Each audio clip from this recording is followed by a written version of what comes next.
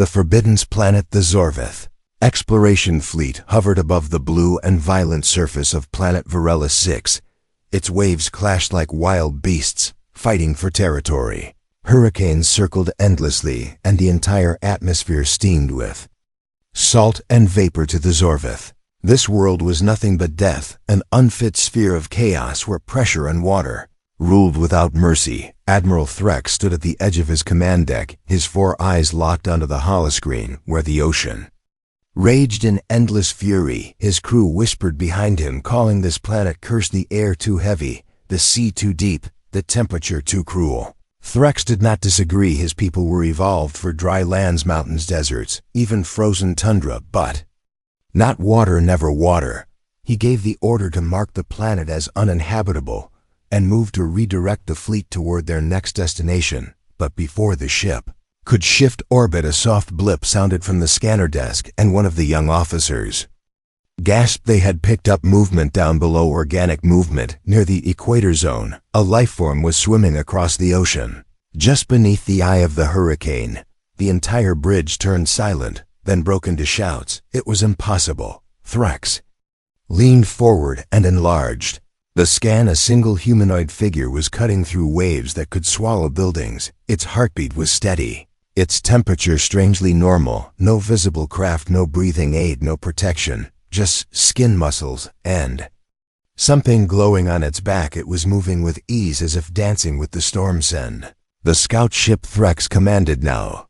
Scout darted through the cloud barrier and dove toward the sea, scanning every second for danger as it approached the surface. The humans stopped swimming and turned upward, staring directly at the ship above. The storm raged and lightning struck nearby, but the human raised one hand, not in fear, not in panic, but in a calm greeting, a simple wave as if welcoming an old friend. Inside the scout vessel, pilot Rishik trembled, his tentacle fingers shaking over the control sphere. "What is that?" he muttered. "Who swims in a death ocean and smiles?" Human pointed toward a flatter patch of sea and then swam toward it. The scout followed cautiously and landed. The human climbed aboard, dripping with salt water and muscle, breathing evenly, eyes locked onto Rishek with curiosity, not aggression. "Name?" the human said calmly. Avarashek said nothing, only stared. Ava waited, then sighed. "Figured you'd be shocked. Your people look like squids with armor, no offense." She sat down as if they had met at a quiet park instead of a death trap in space. Rishak blinked and reported back to Threx. The Admiral ordered full isolation scan, but nothing showed. The human had no implants, no weapon, no suit. She wore a wetsuit and carried a utility pack of ancient Earth design. "How long have you been down there?" Threx asked through comms. 3 days, Ava replied. "Diving crash during survey. Had oxygen for 1 day rest. I adapted, just needed to breathe, relax, focus, swim. It calms me." Silence that followed could have drowned the entire ship. No one among the Zorvith could survive 3 hours in that water without pressure, suits, thermal shields, and fear suppressants. "Why did you not panic?" Threx finally asked. Ava shrugged. "Because it is just water. It moves fast, it hits hard, but it teaches you to move with it, not against it." Rishik looked at her differently, now not as a strange land creature, but as something more, a being shaped by something alien to him, something deeper than tech or biology. She was born to defy. A loud alert screamed through the bridge as a rogue wave slammed the scout ship. The crew inside stumbled, and a young Zorvith officer lost balance, falling toward the hatch door that swung open, spilling seawater inside. Ava moved, instantly grabbing the officer and yanking him back with one arm, then slamming the hatch shut with the other. Her strength defied her size, and her calmness froze the room. The officer stared at her chest, heaving slightly from effort, but her expression remained still. "The water will always try to pull you in," Ava said. "The trick is to know when to fight and when to flow." Threx watched from the main ship, his mind spinning. The human had not just survived. She had mastered something the Zorvith feared. "Bring her aboard," he finally ordered. "We have much to learn." As Ava climbed onto the main cruiser, her wet boots echoing against polished floors, the entire alien crew stared, not with scorn, but curiosity. She glanced around and smiled. "You guys really never swim, huh?" They said nothing, only followed her movement as if watching a legend unfold. Ava stood in front of them, drenched, battered. Skin bruised from the sea, but eyes sharp like fire. Then let me show you how humans dance with water. And in that moment, Threx felt something strange, something dangerous and exciting. He felt the beginning of a truth his people had missed for centuries. The water was never the enemy, it was the test, and humans had already passed it. The survivor commander Ava stood tall on the bridge of the Zorvith cruiser, her wet hair still dripping from the ocean, her skin carrying the scent of salt and survival around her. The alien crew kept their distance, whispering among themselves, unsure how to react to this human who seemed fearless in their world of fear. Admiral Threx approached her slowly, his multiple eyes studying every detail, trying to find weakness. But all he saw was strength. "You survived 3 days alone in the storm," he said, his voice low and full of disbelief. "How?" Ava smiled faintly. "The ocean was never my enemy," she said. "Water is life, pressure is a challenge, and storms are teachers. You learn to read the waves, listen to their rhythm, and move with them, not against them." She looked out at the raging sea, visible through the thick glass, and continued, "When my ship crashed, I could have panicked, drowned. But instead I focused on breathing. My body and mind, I trusted the water, and it protected me." The aliens murmured among themselves, some skeptical, some curious, but none could deny her words held a truth. They had never considered the Zorvith were dry land hunters, their bodies designed for deserts and rocky terrains. They avoided water whenever possible. It was dangerous, unfamiliar, and unpredictable. Threx nodded slowly and gestured toward the viewing window. A faint shadow flickered beneath the waves. It was the scout ship. The waves pushed it around like a toy in a child's hand. Suddenly the ocean seemed alive, not just a mass of water, but a vast wild creature. Ava followed his gaze and said, "The ocean is alive and listening to you. The key is respect, not domination." Rishak, the pilot, stepped forward, clutching a small container. Inside a protective case, he handed it to Ava. "Its contents." Curious, the young alien explained, "This was a sample taken from the water around the crash site. The crew had detected strange energy readings." Ava examined the liquid inside. It shimmered with a faint blue light and smelled faintly of minerals and something else, something electric. Her brow furrowed. "The ocean is full of mysteries," she said. "This may be one of them." Suddenly the ship shuddered, and alarms blared. The crew rushed to stations. A rogue wave slammed into the hull, the metal groaned, and the lights herself as the ship rocked violently.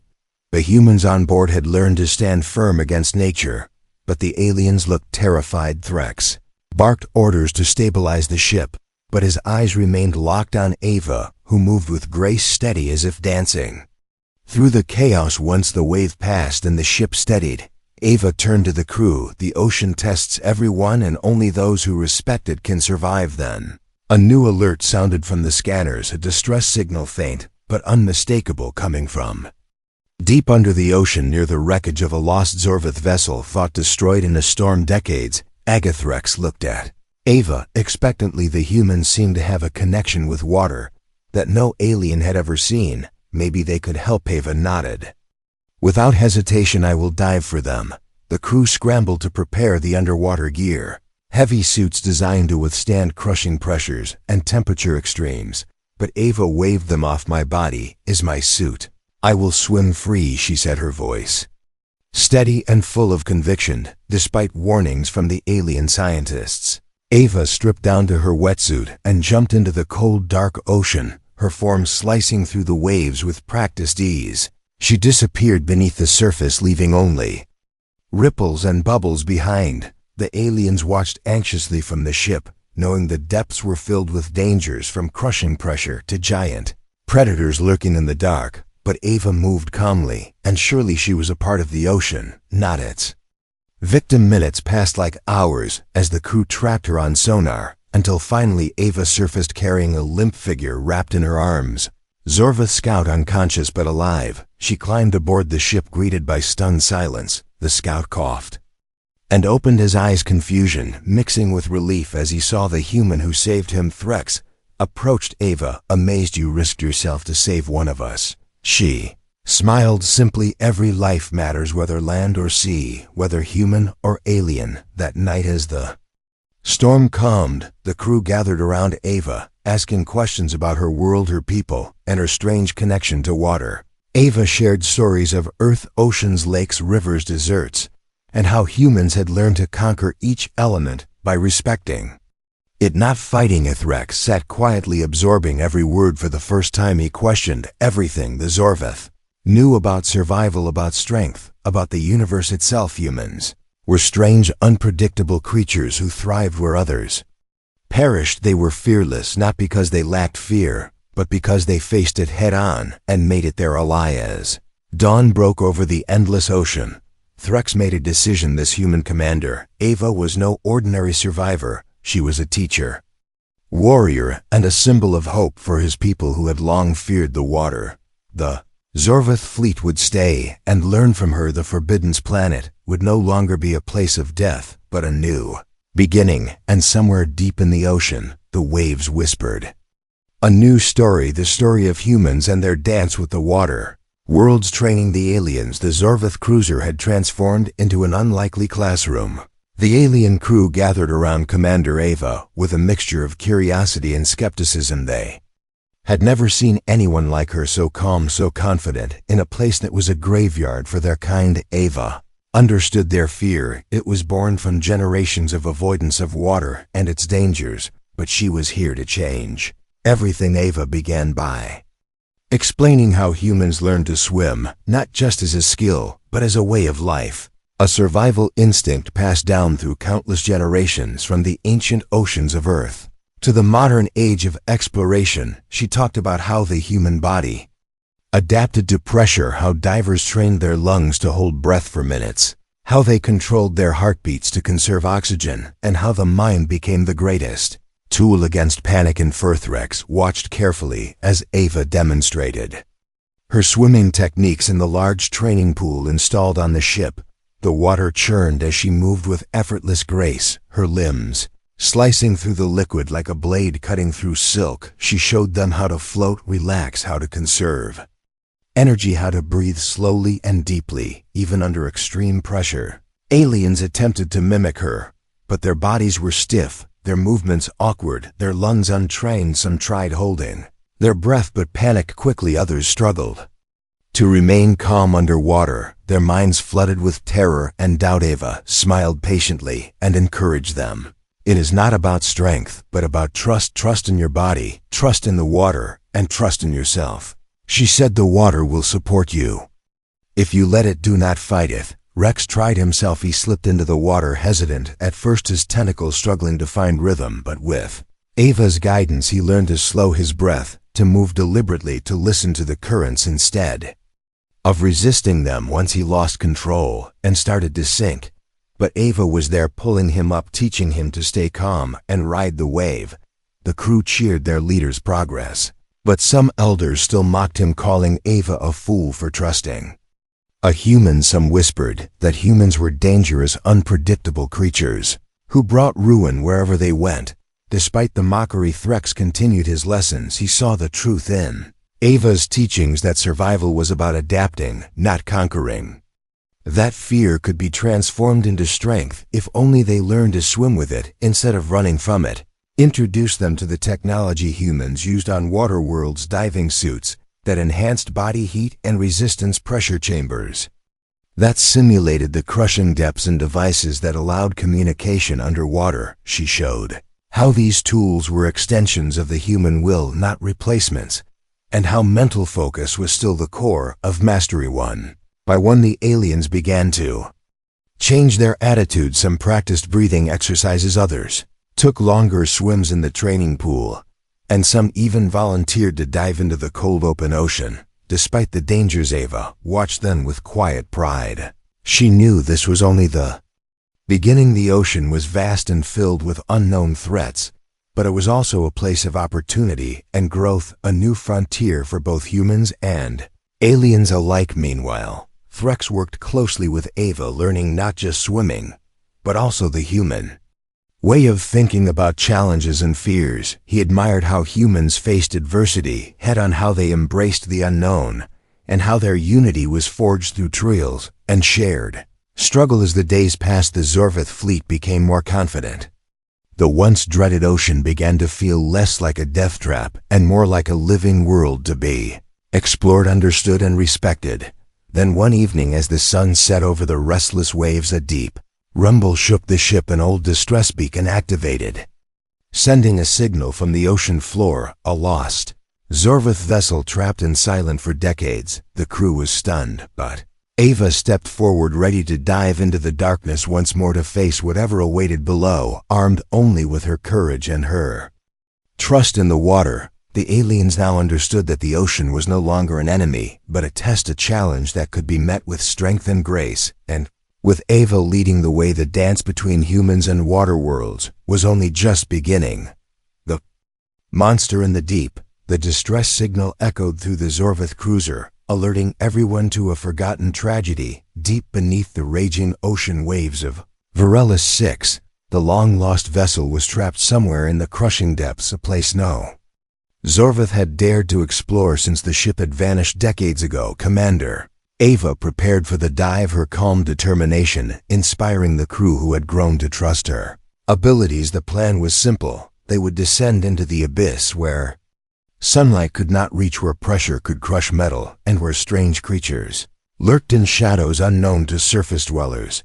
The alien divers, equipped with heavy suits, prepared to follow Ava into this hostile world, but Ava insisted on swimming freely without the bulky armor. She trusted her body, her breath, and her connection with the water more than any machine. Admiral Threx watched nervously from the command bridge as the divers plunged into the inky blackness, the water closing around them like a wall, crushing their senses. The pressure was immense, the cold numbing, but Ava moved gracefully, leading the group deeper into the abyss. The sonar showed strange shapes moving just beyond sight.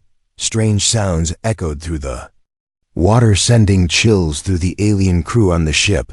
But Ava remained focused, steady, as if she had entered a world of ancient whispers and unseen life. Suddenly, a monstrous shadow appeared on the sonar, a massive creature larger than any known sea beast circling the lost ship. It was a predator of nightmares, with tentacles sprawling like dark vines and eyes glowing faintly in the abyss. Its movements were slow but deliberate, like a guardian of the deep. Threx shouted orders to retreat, but the beast blocked their path, cutting off their escape. Ava held firm. She understood the creature was not attacking blindly. It was testing them, challenging their presence in its domain. Zorvith divers panicked, their suits cumbersome, their fear rising. Some froze, unable to move in the crushing pressure, but Ava swam forward, unarmed, calm, and fearless, her body cutting through the water like a blade, her eyes locked on the creature. Monster recoiled at first, surprised by her bravery, then advanced slowly, but Ava stood her ground, moving with the rhythm of the water, not fighting but flowing alongside the beast. She reached out and touched one of its tentacles gently. The creature paused, then retreated into the darkness, opening a path for the divers to reach the lost ship, its eyes watching silently, as if acknowledging Ava's courage and respect. The team hurried to the wreckage. The old vessel was battered, broken, but intact. It held secrets and survivors. The crew found a few injured but alive Zorvith, trapped by debris and cold water. Their relief was immense, seeing Ava, who had become their savior, as quoted. They prepared to ascend. Ava signaled to the creature once more. It lingered a moment longer, then disappeared into the abyss, leaving the team with a new respect for the unknown realms of the ocean. Back on the ship, Threx approached Ava, his eyes reflecting awe and newfound understanding. You faced death itself without fear. How Ava smiled simply. I did not face death. I faced life. And in the depths, life is strongest when you respect its power, not fight it. The crew celebrated their success, but Ava knew the true battle was just beginning. The oceans held many more secrets, many more dangers, but with trust and courage they could face them. Alas, the sun set over the stormy seas. The Zorvith fleet felt a change in their hearts, a stirring of hope and wonder. A new chapter in their existence, as water worlds were no longer places of death, but realms to be explored and embraced. And in the darkest depths, The monster waited, watching silently, knowing that the dance with humans had only begun. Humanity is not weak, the Zorvith council chambers buzzed with tension as news of Commander Ava's success spread like wildfire. The elders and leaders gathered in a grand hall carved from ancient stone and glowing crystals, their faces etched with fear and anger. Many could not accept that a human had not only survived but thrived in the ocean they had long feared and shunned. Admiral Threx stood firm, defending Ava's actions, his voice steady but passionate. He argued that the humans possessed a strength unlike any they had seen. Their ability to adapt to water worlds challenged everything the Zorvith believed about survival and superiority. But the council was divided. Some elders warned that Ava's influence could weaken their traditions, that embracing water meant abandoning the purity of their kind and opening themselves to ruin. One elder shouted that humans were unpredictable, dangerous creatures whose very presence threatened the order of the universe. Despite the hostility, Ava remained calm when summoned before the council. She spoke with quiet power, her words cutting through the fear like a blade. She told them that strength was not just power or weapons, but the courage to face fear, the wisdom to learn from it, and the will to change. Humans do not deny the danger of the ocean, she said. We embrace it, we swim with it, we dance with the currents, because that is how we survive, how we thrive.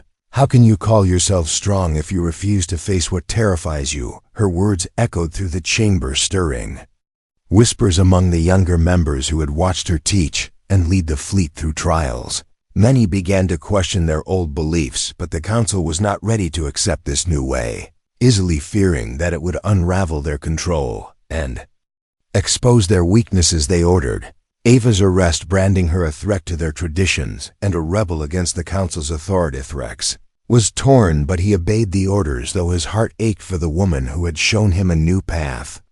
As Ava was taken away, the ship buzzed with unrest. The crew, loyal to her, swore to stand by her side, no matter the cost. In her holding cell, Ava sat quietly, reflecting on the journey that had brought her here. She knew the fight was far from over, but she also knew that fear was the greatest enemy of all, and that only by confronting it could true strength be found. Meanwhile, Threx gathered his closest allies, many of whom had been changed by Ava's teachings. They met in secret, planning to rescue her and challenge the council's stubborn rule. They believed that the future of their people depended on embracing change and learning from humans. As the sun set over the restless ocean waves, a silent war brewed within the Zorvith fleet.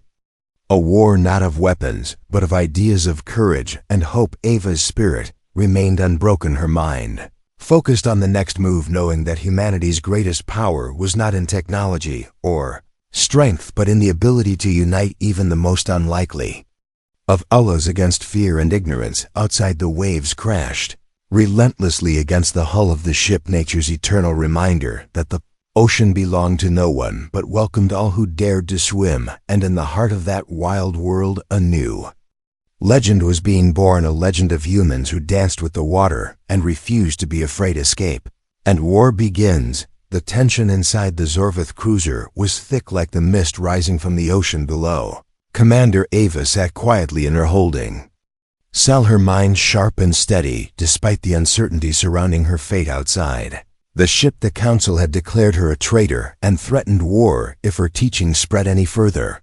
Admiral Threx paced the corridor, his heart heavy but his resolve unbroken. He knew the only way to save Ava and their people was to act swiftly and boldly under the cover of night. Threx and a small group of loyalists slipped through the ship's shadowy corridors, disabling alarms and unlocking doors. With practiced efficiency, their goal was clear: rescue Ava and escape before the council could tighten their grip. The seconds felt like hours as they moved silently toward her cell. When they reached her, Ava stood waiting, calm and ready, as if expecting them. She smiled briefly and followed without hesitation. The ship's alarm suddenly blared. Their escape was discovered. The council's forces mobilized, quickly cutting off most routes, but Threx and his team fought fiercely with determination. Born from newfound belief in Ava's vision, they reached the docking bay where a hidden human ship waited, cloaked from sensors. Its sleek design a stark contrast to the bulky Zorveth vessels. The humans had prepared for this moment. Ava stepped aboard and took the helm, her hands steady on the controls as the ship powered up, ready to flee the chaos. As they sped away, the Zorveth Council broadcast a declaration across the fleet warning of human danger, urging all ships to prepare for war. The fear that had fueled generations of isolation exploded into open conflict. The oceans of Varela 6 and beyond became battlefields where survival meant more than strength. It meant adaptation. The first strikes came underwater, where humans held the advantage. Their swimming skills, their knowledge of the currents, and their ability to move with grace and speed caught the Zorveth off guard. The battles were brutal and unforgiving, but the humans led with strategy and heart, inspiring allies among the hesitant Zorveth who began to question their leaders. Threk stood beside Ava on the bridge of their ship, watching the unfolding war, their eyes filled with hope and sorrow. He knew that this was more than a fight for territory. It was a fight for understanding, for breaking old fears and building a future where water worlds were not feared, but respected. Ava shared with him the stories of Earth's oceans, the battles humans had fought against nature and themselves, the lessons learned from every dive, every wave, every storm. She told him that the true power of humanity lay not in domination, but in harmony and resilience. The war raged on, with moments of despair and triumph, but through it all, Ava's message spread like a beacon across the galaxies, a call to embrace the unknown and to find strength in vulnerability. As the human ship navigated through the turbulent waters near Neptune, a new alliance formed between humans and Zorveth loyalists, united by a vision of peace and exploration beyond fear. The ocean was no longer a boundary, but a bridge, and somewhere deep beneath the waves, the monsters of the abyss watched silently, waiting to see which side would emerge victorious in the dance between survival and surrender. The ocean is ours. The final battle was about to begin. The water worlds that once seemed so terrifying now became the stage for humanity's greatest test. Commander Ava stood on the bridge of the flagship, surrounded by her closest allies and the Zorveth loyalists who had joined their cause together. They prepared to confront the remaining forces of the Council, determined to end the war and bring peace to the galaxy. The ocean stretched endlessly before them, a vast blue battlefield filled with currents and shadows hiding dangers both natural and man-made. The Zorveth general, a fierce warrior known for his ruthlessness, awaited them in the depths, commanding a fleet of warships and underwater battle. But Ava knew that strength was more than weapons. It was in the courage to face fear, in the unity of diverse people, and in the bond forged between humans and water. She led her team into the depths, her movements fluid and sure, her mind focused on the dance she had learned from the ocean itself. Battle was fierce, the currents pushing and pulling like an angry beast. Missiles and torpedoes lit the water like stars exploding in the night. But the humans moved with unmatched agility, diving through narrow trenches and weaving between rocky pillars. Their underwater suits, enhanced by human ingenuity and their own innate connection to water. Ava faced the Zorveth general in a final confrontation, far below the surface, their bodies silhouetted against the faint light filtering through the ocean.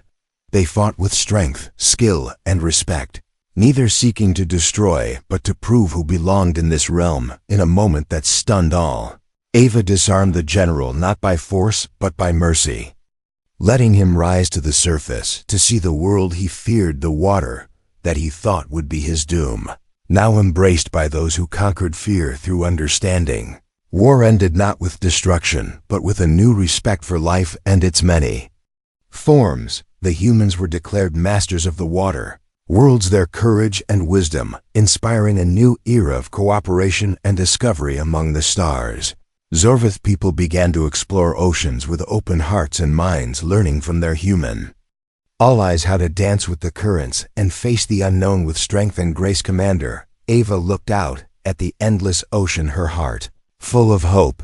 She knew the journey was only beginning. The galaxy was vast and full of mysteries, but together, humanity and their allies would face them all, swimming not against the tide, but with it, and so the legend was born of the humans who tamed the water worlds, not by conquest, but by courage of those who taught even the fiercest monsters of the deep that the ocean belonged to all who dared to swim. The ocean is ours. The final battle loomed beneath the endless waves, a stage set for a test unlike any before. Commander Ava stood firm, surrounded by her allies, and the Zorvith loyalists united by hope and courage.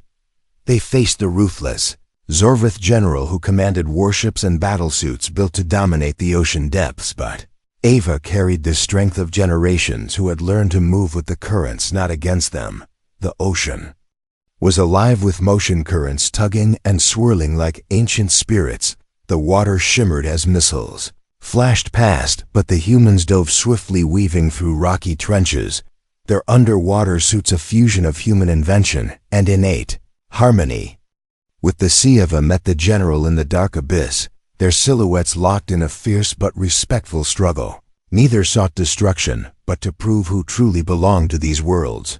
With calm and courage, Ava disarmed him, not with force but mercy, letting him rise toward the surface to see the ocean anew, to feel its power and peace. The war faded like the tide retreating from a shore. The humans were honored as masters of the water worlds, their bravery and wisdom lighting a new path for all species. The Zorvith opened their hearts to learn the dance of the currents, embracing change and unity. Eva gazed over the endless ocean, her spirit soaring with the promise of new adventures and unknown horizons. The galaxy awaited, and together they would face its mysteries, swimming not against fate, but flowing with it. And so the story ended of the humans who tamed the seas, not by conquest but by courage, who taught even the fiercest monsters that the ocean belonged to all who